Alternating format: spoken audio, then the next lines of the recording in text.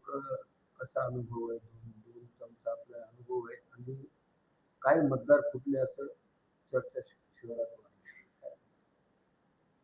नाही, मतदान जे झालं आज ते खूप चांगलं मतदान झालेलं आहे आणि महायुतीच्या बाजूनं मतदान झालेलं आहे. थोडं मतदान इकडं-तिकडं फुटलं असेल, पण तेवढं नाही. कारण का महायुतीचे मतं कमीत कमी 350च्या आसपास महायुतीची मतं होते. त्याच्यामुळे फुटले तर 10-20, 5-25 मतं फुटतील. पण त्याच्यापेक्षा जास्त काही मतदान फुटणार नाही आणि निश्चित आमचा महायुतीचा विजय आहे.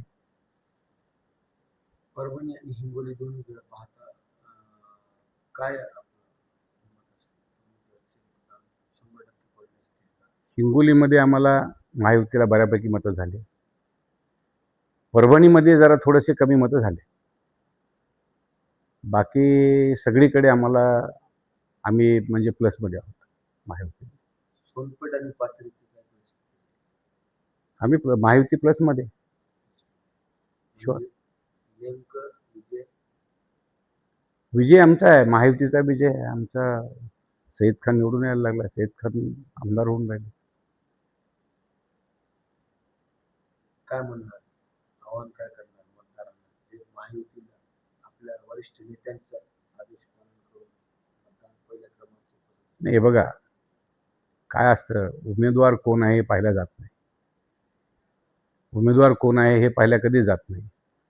जे नेत्यांचे आम्हाला जे आदेश येतात, आमचे मुख्यमंत्री आणि आमचे दुसरे उपमुख्यमंत्री एकनाथरावजी शिंदेसाहेब आहेत, आमचे दुसऱ्या उपमुख्यमंत्री वहिनीसाहेब आहेत आणि सर्वांनी ज्यावेळेस आदेश देतात, आमचे समाजसाहेब उदय समाज आमच्याजवळ 1-2 वर्ष येऊन गेले.